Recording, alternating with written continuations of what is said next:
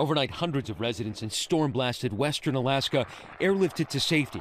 People plucked from their flood-ravaged homes across an enormous remote area.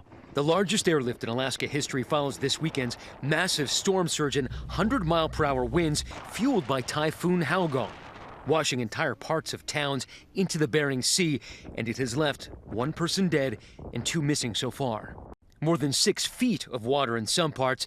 It sounded like a lot of stuff was just hitting the house. Everything in my house was shaking. In the town of Kipnuk, this drone video shows what now looks like a muddy bog. Elsewhere, piles of homes and boardwalk mashed together. Remote coastal towns hit the hardest, most residents forced to evacuate to Anchorage. The Alaska Air National Guard packing about 300 residents into the C-17, including children, the elderly, and these dogs. The C-17 touching down at Joint Base Elmendorf-Richardson, and families pouring out, carrying those bundles, pushing the elderly in wheelchairs and onto buses to escape towns that are now uninhabitable. It's a nightmare what we went through.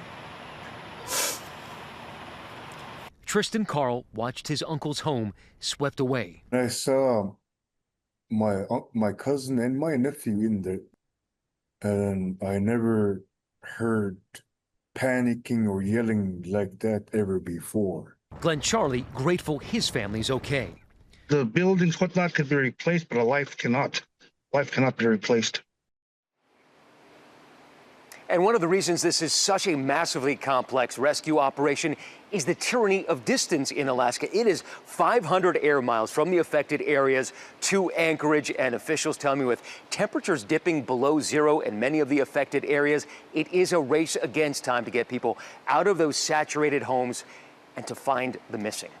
Yes, so many complicating factors there. Matt Gutman for us. Thank you. We appreciate it. Let's get right to Ginger now with more on the extraordinary weather conditions that led to this situation in Alaska. Yeah, it's really quite a journey. That Typhoon Halong, when it was south of Japan, was the equivalent of a Cat 4 hurricane.